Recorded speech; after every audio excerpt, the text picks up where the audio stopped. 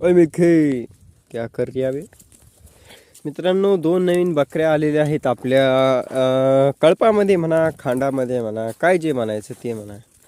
बघू शकता बकऱ्या कशा पद्धतीच्या आहे. दोनही काठेवाडी आहे.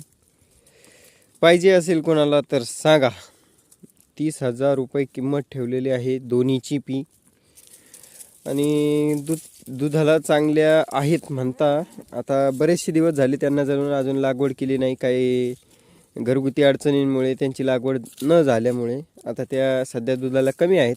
पण आता लागवडीसाठी आपल्या खांडात आलेले आहे. आता बकराला तर अटक आहे सध्या, पण हिटवर आल्यानंतर आपण बकरू मोकळं करणार आहे. कोणाला लागत असेल तर सांगा नक्कीच. त्यांचे मालक सध्या इथं नाही आहे, पण मग द्यायचे आहेत त्या. बाकी मित्रांनो, आजचा विषय टॉपिक खूप छान घेऊन आलेलो आहे. तत्पूर्वी सर्वांचे धन्यवाद. मस्तपैकी सपोर्ट करताय सगळे 11,000 सबस्क्रायबर व्हायला थोडेसे बाकी आहे, तर पटकन सबस्क्राईब करून टाका. आणि आणखी एक गोष्ट, आपलं दुसरं चॅनल पण आहे एक पेट लवर ओमराज म्हणून.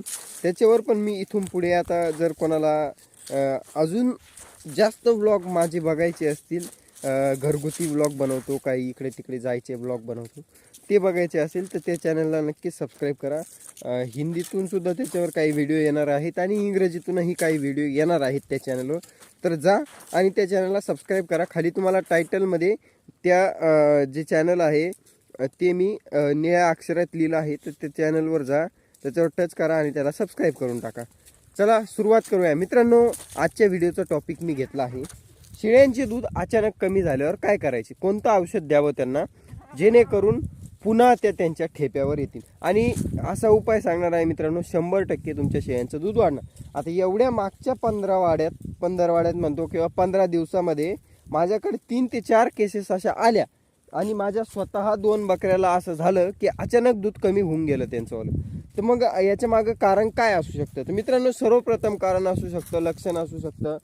लक्षण नंतर सांगतो. कारण असू शकतं की वातावरणाचा बदल, एकदम ऊन पडणे, त्याच्यानंतर एकदम थंडी पडणे किंवा पाऊस येणे, या वातावरणामुळे त्यांच्या काशीवर परिणाम होतात. किंवा मग काही वेळेस जुने जाणते लोक म्हणतात की जर बकरानं जर जोरात ढुसणी मारली काशीला बकरीच्या, तर दूध चाललं जातं. मॅमेरीवर काही फटका बसला, मॅमेरी ग्लँडवर, तर दूध कमी होऊ शकतं. तर मित्रांनो, आता हे कितपत सत्य आहे याच्यावर माझं एवढा काही खास अनुभव नाही आहे. कारण माझ्या शेळ्यांचं दूध जे कमी झालं त्या शेळ्या खाली तर पिल्लं नाहीचे. आणि ज्यांच्या केसेस आल्या त्या बी दुधाचे धंदे करतात, तर त्याच्यामुळे त्यांच्याकडेही बकरं नाहीत. तर ते कारण तर नसू शकतं, पण वातावरणाचा बदल याच्यामध्ये असू शकतो. त्याच्यानंतर दुसरा प्रॉब्लेम येऊ शकतो मित्रांनो, मस्टर्डीजचा. मस्टर्डीजमध्ये काय होतं, एकापासून दुसऱ्या शेळीला सुद्धा मस्टर्डीज होऊ शकतो. त्या शेळ्या खाली बसल्या, थोडंसं दूध काशीतून बाहेर पडलं, त्याच दुधातले किटाणू दुसऱ्या शेळीच्या काशीला लागले, तर असं होऊ शकतं. तर मस्टर्डीजच्या प्रॉब्लेममध्ये म्हणजे कासच सुजेल किंवा कास कडक होईल किंवा पाणी येईल असं तर होतंच. पण या व्यतिरिक्त डायरेक्ट दूध कमी होणे हा सुद्धा एक मस्टर्डीजचाच प्रॉब्लेम आहे.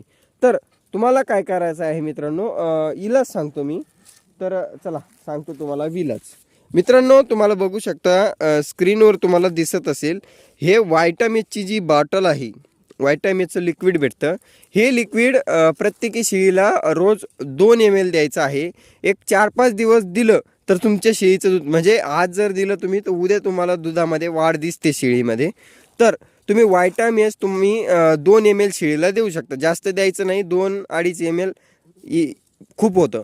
तर 2-2.5 ml व्हायटामिन्स शेळीला देऊ शकता. आता व्हायटामिन्स झालं मित्रांनो, अजून एक औषध तुम्हाला सांगतो, मल्टीस्टार एच. तर मल्टीस्टार सुद्धा तुम्हाला दिसत असेल. जर व्हायटामिन्स नाही भेटलं तर मल्टीस्टार एच द्यायचं आहे, पण मल्टीस्टार एचपेक्षा व्हायटामिन एच हे चांगलं असतं. त्याच्यानंतर मित्रांनो, हे औषधं का द्यायचे, तर ह्या औषधांमध्ये बायोटिन घटक हे खूप जास्त प्रमाणात असतात. आणि जेव्हा आपण शेळीला बायोटिन घटक चारतो त्यावेळेला शेळीचे मॅमेरी ग्लँड म्हणजे जी कास असते, त्या काशीच्या अंतर्भागात म्हणजे मधल्या साईडनं तिची ग्रोथ चांगली होती, किंवा मग काही इन्फेक्शन असलं तर ते बरं होत असतं. त्यामुळे तुम्हाला हे व्हायटामिन एच यूज करायचं आहे. व्हायटामिनच्या नंतर मित्रांनो एक पावडर आहे. ती पावडर जर तुम्ही शेळ्यांना कळपामध्ये डायरेक्ट पाण्यात टाकून दिली किंवा मग स्पेशल शेळीला जरी पाजली, तरी बी तुम्हाला सांगतो मी, एक 48 घंट्याच्या आत तुम्हाला दुधाचा फरक दिसायला जाणवतो. एकदम जबरदस्त रिझल्ट आहे मित्रांनो मस्टा फास्ट पावडरचा. मस्टा फास्ट तुम्हाला स्क्रीनवर दिसत असेल, या साईडनं इथं दिसत असेल मस्टा फास्ट जी पावडर आहे. तर ही मस्टा फास्ट पावडर तुम्हाला द्यायची आहे मित्रांनो. 50-50 ग्रॅमचे 4 पुड्या एका पॅकेटमध्ये येतात. तर सकाळ संध्याकाळ 25-25 ग्रॅम एका शेळीला द्यायची आहे. 100% दुधाला फरक पडतो. एकदम शेळीचं दूध जर कमी झालं असेल तर तुम्हाला खोटं नाही सांगत. म्हणजे कमी किती होतं, तर जर शेळी 1.5 लिटर 1.25 लिटर दूध देत असेल आणि अचानक लगी पावशरवर आली, एक 100-150 ml दूध देत असली, तर त्या शेळीसाठी सुद्धा हा रिझल्ट काम करतो. आणि थोडाफार फरक पडत असेल तर त्याला तर खूपच भारी फरक पडतो. 100% दूध वाढीला फरक पडणार. तर बघा, ही जी मस्टा फास्ट पावडर आहे कशी द्यायची, तर पाण्यात विरघळवायची. एक कपभर ग्लासभर पाणी घ्यायचं, त्याच्यामध्ये 25 ग्रॅम पावडर मिक्स करायची आणि शेळीला द्यायची एका शेळीला. आणि जर जास्त कमी शेळ्या असल्या तर डायरेक्ट पाण्यात टाकून देऊ शकता. जबरदस्त फरक पडतो मित्रांनो. त्याच्यानंतर आणखी एक पावडर आहे मित्रांनो, मॅमोडियम पावडर जी असते ती मस्टर्डीसमध्ये खूप चांगलं काम करते. मॅमोडियमचे 4 डोसेस असतात मित्रांनो, डे 1, डे 2, डे 3 आणि डे 4. म्हणजे असे 4 दिवसाचे 4 पॅकेट असतात. ते रोज एक पॅकेट, पहिल्या दिवशी एक पॅकेट द्यायचं, दुसऱ्या दिवशी दुसरं, तिसऱ्या दिवशी तिसरं, चौथ्या दिवशी चौथं. तर असे 4 दिवस जर पूर्णपणे 4 पुड्या दिल्या तर तुम्हाला एक गोष्ट सांगतो की 100% दुधाला वाढ होणार. मधी काशीचा काहीही इन्फेक्शन असलं, मॅमरी ग्लँडचा प्रॉब्लेम असला तर ते सुद्धा क्लिअर होतं. तर असं जबरदस्त रिझल्ट हे एकदम जर शेळीचं दूध कमी झालं तर याचा आहे.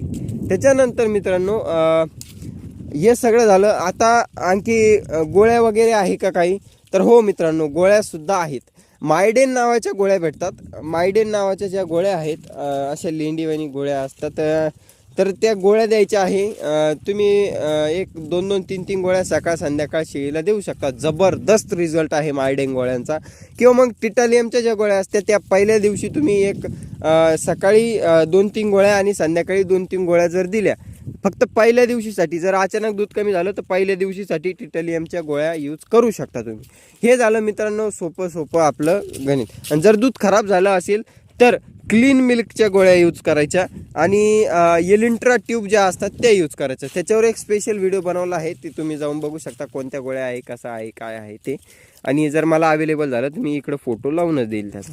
आणि बाकी आणखी मित्रांनो खूप सारे प्रश्न येत आहेत, तर त्यावर एका याच्यावर एक व्हिडिओ मी बनवणार आहे. आता पुढच्या व्हिडिओमध्ये मी सांगणार आहे तुम्हाला की शेळ्यांच्या कानावरले, डोळ्यावरले, तोंडावरले केस का उडतात, पाठीवरले केस का उडतात, किंवा मग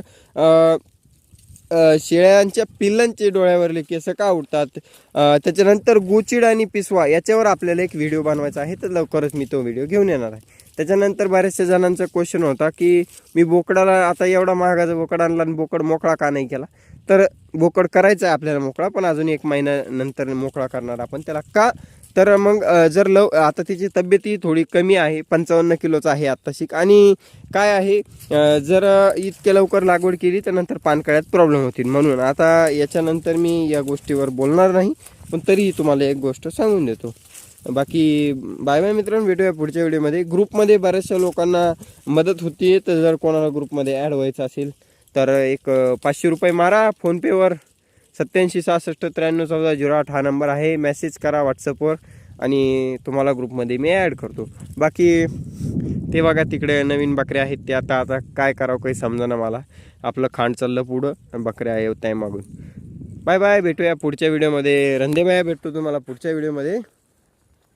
बाय बाय. चला, चल चल चल. आणखी एक गोष्ट सांगू मित्रांनो, हे बघा इकडे हिरवा चारा आहे, ह्यो सोडून त्यांना या वावरामध्ये काहीच दिसत नसेल तुम्हाला, याच्यामध्ये सरताय. अशा खोडीच्या असतात बकऱ्या बघा. पण मग आपलं पूर्ण फिरस्ती असल्यामुळे काही विषय नाही. आणि तुम्हाला ते हरणीचा व्हिडिओ तुम्ही जर बघितला असेल तर खूपच छान ग्रुपवर टाकला होता मी. हरण कशा पद्धतीने लांडग्याने खाल्ली होती आपल्या रानामध्ये, इथंच पडेल असेल ती अजून. तर बाकी बाय बाय, भेटूया पुढच्या व्हिडिओमध्ये. जय हिंद, जय भारत.